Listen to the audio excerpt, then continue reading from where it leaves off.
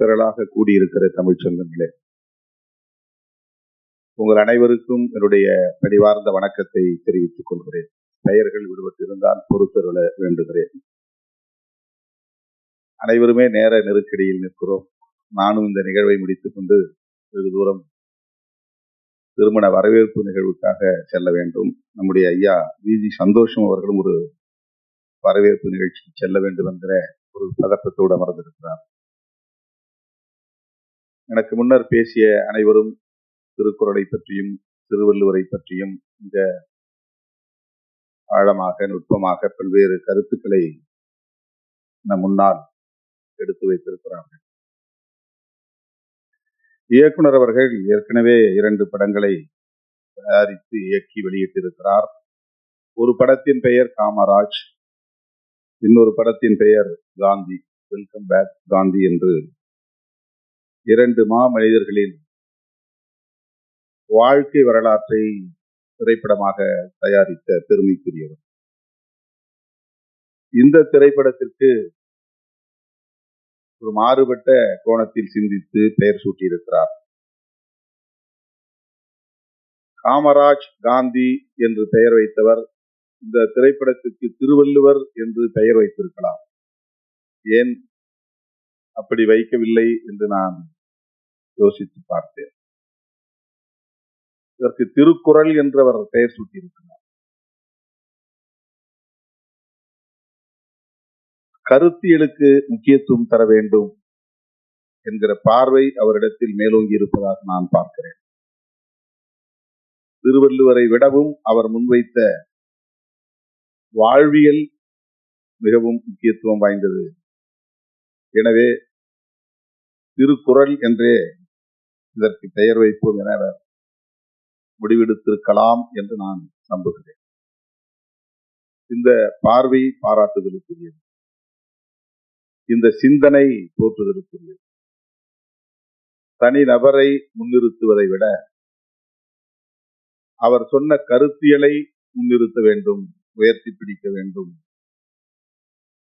வெகு மக்களிடம் கொண்டு போய் சேர்க்க வேண்டும் என்கிற பார்வை.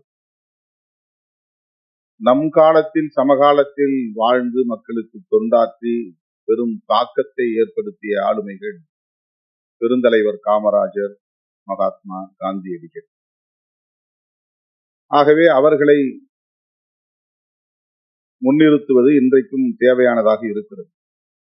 ஆனால் 2000 ஆண்டுகளுக்கு முன்னால் தோன்றியவர், வாழ்ந்தவர் திருவள்ளுவர். இதில் என்ன ஒரு உண்மை நாம் உணர்ந்து கொள்ள வேண்டிய உண்மை என்றால், திருவள்ளுவர் என்கிற பெயர் திருக்குறளை எழுதியவர் என்பதற்கு ஆதாரம் இல்லை. அவர்தான் எழுதினார் என்பதற்கு ஆதாரம் இல்லை. அந்த நூலை எழுதியவர் பெயர் இதுதான் என்பதற்கு ஆதாரம் இல்லை. அவருடைய பிறப்பு, அவருடைய வாழ்க்கை பற்றி நாம் கேள்விப்படுகிற அனைத்தும் அவ்வப்போது அறிஞர் பெருமக்களால்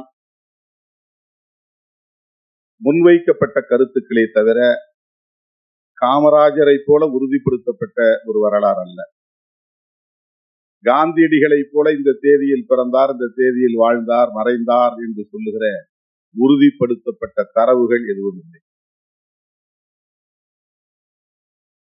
இப்போது நம்முடைய ஆட்கள் திருவள்ளுவர் எந்த சாதியாய் இருக்கக்கூடும், எந்த மதமாய் இருக்கக்கூடும் என்றெல்லாம் ஆராய்ச்சி செய்கிறார்.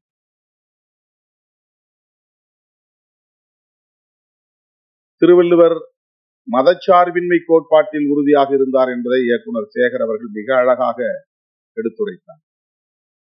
அதுதான் முன்னிறுத்தப்பட வேண்டிய செய்தி, அதுதான் கருத்தியல். ஆகவேதான் இயக்குனர் ஏஜே பாலகிருஷ்ணன் அவர்கள் திருவள்ளுவர் யார் என்பதை விட திருக்குறள் என்ன என்பதுதான் மிகவும் முதன்மையானது. அது என்ன சொல்லுகிறது, அதுதான் நமக்கு மக்களுக்கு போய் சேர வேண்டிய செய்தி. ஆகவேதான் திருவள்ளுவர் என்று இந்த திரைப்படத்திற்கு பெயர் சூட்டாமல் ஒரு கதாநாயகனை ஆராதிக்காமல் அந்த நூல் சொல்லுகிற வாழ்வியலை, கருத்தியலை, கோட்பாட்டை பொதுமக்கள் புரிந்து கொள்ள வேண்டும் என்கிற மிக உயர்ந்த பார்வையோடு இதனை அவர் அணுகியிருக்கிறார் என்று நான் பெரிதும் நம்புகிறேன்.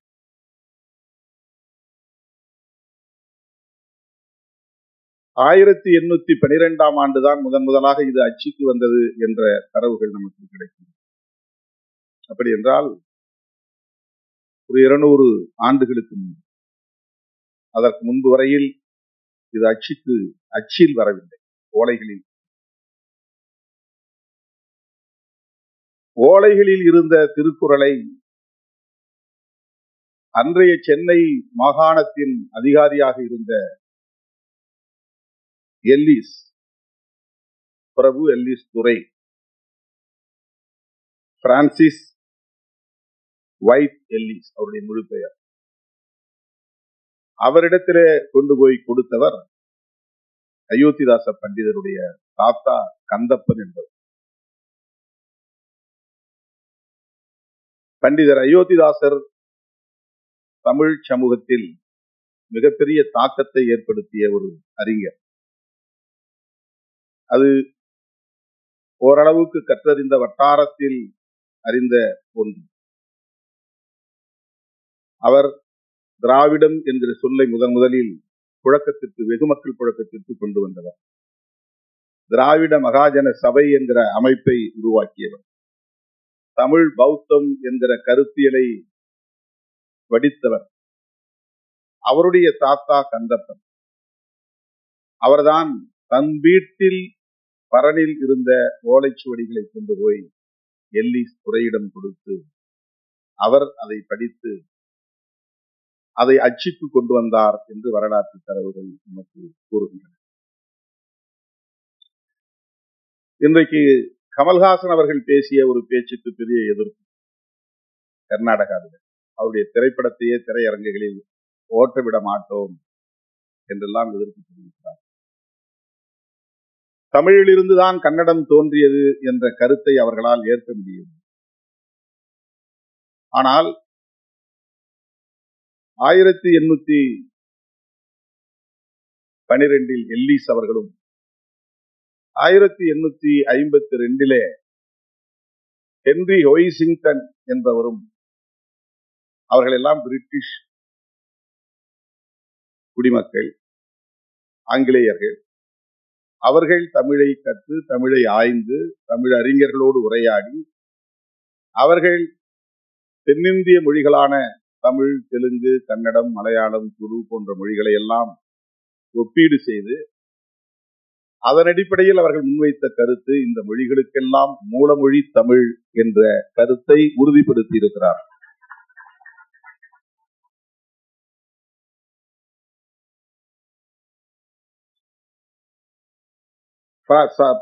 எல்லிஸ் அவர்கள் வாழ்ந்த சமகாலத்தில் வாழ்ந்தவர் தான் அந்த ஹென்றி ஒய்சிங்டன் என்பவரும். அவருக்கு பிறகுதான், எல்லிஸுக்கு பிறகு 40 ஆண்டுகளுக்கு பிறகு 1856 கால்டுவெல் திராவிட மொழிகளின் ஒப்பிலக்கணம் எழுதினார். இந்த மொழிகள் ஒன்றோடொன்று தொடர்புடையவை என்கிற செய்தியை தாண்டி, இந்தியாவில் பேசப்படக்கூடிய பல்வேறு மொழிகளும் மிகவும் தொன்மை வாய்ந்தது, சிறப்புக்குரியது தமிழ் உள்ளிட்ட தென்னிந்திய மொழிகள் தான் என்கிற செய்தியையும் சொல்லுகிறார். அந்த காலத்திலே பாலி மொழி இருந்தது, இந்த காலத்திலே சமஸ்கிருதம் இருந்தது. இன்றைக்கு பாலி மொழியை பேச யாரும் இல்லை. பௌத்தம், புத்தரே பேசிய மொழி பாலி மொழி என்று அறியப்படுகிறது. இப்போதைக்கு அது பேச்சு வழக்கிலே இல்லை. சமஸ்கிருதம், சான்ஸ்கிரிட் இன்றைக்கு பேச்சு வழக்கிலே இல்லை. அந்த சமகாலத்தில் தோன்றிய அல்லது அதற்கு முன்பு தோன்றிய வரலாற்று தரவுகளை கொண்ட தமிழ் மொழி இன்றைக்கும் உயிர்ப்போடு இருக்கிறது. உலகம் தழுவிய அளவில் வலிமை பெற்றிருக்கிறது. புதுமையை உள்வாங்கி இருக்கிறது. தமிழ் மொழிக்கு உள்ள சிறப்பு தொன்மையும் புதுமையும் இணைந்த ஆளுமை மிக்க ஒரு மொழி. பல மொழிகள் தோன்றி வளர்ந்து முதுமை அடைந்து மறைந்து போய்விட்டன. தொன்மைக்கு எதிர்ச்சொல் முதுமை அல்ல, தொன்மைக்கு எதிர்ச்சொல் புதுமை. அண்மையிலே ஒரு பட்டிமன்றத்தை நான் பார்த்தேன். செம்மொழி சிறப்பு தமிழுக்கு வந்ததற்கு அதன் தொன்மை காரணமா அல்லது இளமை காரணமா என்று தலைப்பிட்டிருந்தார். முதுமைக்கு எதிர்ச்சொல் இளமை, தொன்மைக்கு எதிர்ச்சொல் புதுமை. புதுமை என்று சொல்லி இருந்தால் அது பொருத்தமாக இருந்திருக்கும் என்று நான் எண்ணினேன். இன்றைக்கு கணினி மொழி வந்துவிட்டது, அது புதுமை. கணினிக்கு ஏற்ப தமிழ் தன்னை தகவமைத்துக் கொண்டிருக்கிறது. அந்த அளவுக்கான செறிவை பெற்றிருப்பதால், செம்மை அடைந்திருப்பதால் அது செம்மொழி. செம்மை அடைந்திருப்பது என்றால் செழுமை அடைந்திருப்பது என்று. செழுமை உருவதைத்தான் செம்மை உருவது என்று நாம் சொல்றோம். செம்மையுற்ற ஒரு மொழி, எல்லா வளங்களையும் கொண்ட செழுமையுற்ற செம்மையுற்ற மொழி, அதனால் இது செம்மொழி. செம்மொழி என்பது சிவப்பு மொழி அல்ல, செம்மொழி என்பது செம்மையுற்ற மொழி. செம்மையுற்ற மொழி என்றால் செழுமையுற்ற மொழி. செழுமையுற்ற என்றால் எல்லா வளங்களையும் உள்ளடக்கிய மொழி, ஹைலி ரிச்சஸ்ட் லாங்குவேஜ். அதுதான் செம்மொழி, கிளாசிக்கல் லாங்குவேஜ். அப்படிப்பட்ட இந்த மொழிக்கு இன்றைக்கு உலகளாவிய பெருமையை சேர்க்கக்கூடிய ஒரு நூல். எத்தனையோ படைப்புகள் தமிழிலே உண்டு, சங்க இலக்கியங்கள் உண்டு. 11 மேற்கணக்கு நூல்கள், 11 கீழ்கணக்கு நூல்கள். 11 மேற்கணக்கு நூல்கள் 10 பாட்டு 8 தொகை, 11 கீழ்கணக்கு நூல்கள் 18 நூல்கள் இருக்கின்றன. அதிலே நாலடியார் ஒன்று, இன்னா 40, இனியவை 40 போன்ற நூல்கள் எல்லாம் வரும். அதிலே ஒன்று திருக்குறள். இத்தனை நூல்கள் தமிழுக்கு சிறப்பு சேர்க்கிற, பெருமை சேர்க்கிற, பல்வேறு கருத்தியலை கொண்டிருக்கிற, கோட்பாடுகளை கொண்டிருக்கிற, தமிழர்களின் மாண்பை பறைசாற்றுகிற எத்தனை படைப்புகள் இருந்தாலும் அந்த 18 கீழ்கணக்கு நூல்களிலே திருக்குறள் மட்டும்தான் உலகளாவிய நூற்றுக்கணக்கான மொழிகளில் மொழியாக்கம் செய்யப்பட்டது. பைபிளுக்கு அடுத்தபடியாக அதிக மொழிகளில் மொழியாக்கம் செய்யப்பட்ட பெருமுக்கிய நூல் திருக்குறள். அண்ணன் வி. சேகர் அவர்கள் சொன்னதைப் போல இது ஒரு மதம் சார்ந்த நூலாக இருந்திருந்தால் அந்த மதத்திற்குரியவர்கள் மட்டும்தான் போற்றி இருப்பார்கள், போற்றிக் கொண்டிருப்பார்கள். பைபிள் கிறிஸ்தவர்களுக்குரியது. அதனால் உலகத்தில் எந்தெந்த மொழியை பேசுகிறவர்களும் கிறிஸ்தவத்தை ஏற்றுக்கொண்டிருந்தால் அந்த மொழியிலே பைபிளை மொழியாக்கம் செய்கிறார். குர்ஆன் இஸ்லாமியர்களுக்குரியது. இஸ்லாமியர்கள் உலகம் தழுவிய அளவில் வாழ்கிறார்கள். அவர்கள் என்னென்ன மொழிகளை தாய்மொழியாக கொண்டிருக்கிறார்களோ அந்த மொழிகளில் குர்ஆனை மொழியாக்கம் செய்து கொள்கிறார். அதனால் அனைத்து பிற மொழிகளிலும் மொழியாக்கம் செய்ய வேண்டிய தேவை வருகிறது.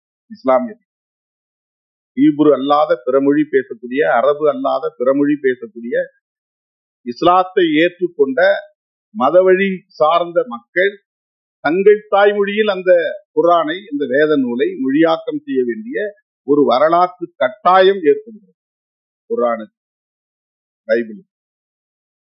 ஆனால் அப்படி எந்த மதத்தையும் சாராமல், ஆனால் எல்லா மொழிகளை சார்ந்தவர்களும் ஒரு மொழியை மொழியாக்கம் செய்திருக்கிறார்கள், ஒரு நூலை மொழியாக்கம் செய்திருக்கிறார்கள் என்றால் அந்த பெருமைக்குரிய நூல் திருக்குறள் மட்டும்தான். அதற்கு எந்த ஹிஸ்டாரிக்கல் கம்பல்ஷனும் கிடையாது, ஒரு வரலாற்று கட்டாயம் நிர்பந்தம் கிடையாது. இந்த நூலை எங்க மொழியில மொழியாக்கம் செய்யுங்க, நாங்க இந்த வழிபாடு செய்யறோம் அப்படின்னு சொல்றதுக்கு எந்த நிர்பந்தமும் கிடையாது, வலியுறுத்தல் கட்டாயம். ஆனால் பல மொழிகளில், ஏராளமான மொழிகளில் இந்த நூல் மொழியாக்கம் செய்யப்பட்டிருப்பதற்கு காரணம் அதற்குள்ளே இருக்கிற கண்டென்ட். அதுதான் முக்கியம், உள்ளே இருக்கிற கருத்து. உலகமெங்கும் இருக்கிற ஒட்டுமொத்த மாந்தர்களையும் வழிநடத்துவதற்கான வாழ்வியலை சொல்லுகிற நூல். அதற்கு எந்த மதச்சார்பும் கிடையாது. செக்யூலர் டெக்ஸ்ட், மதசார்பற்ற கருத்தியலை கொண்ட ஒரு நூல். அப்படிப்பட்ட இந்த பெருமைக்குரிய நூலை இந்தியாவின் தேசிய நூலாக அறிவிக்க வேண்டும் என்பது நம்முடைய கோரிக்கை.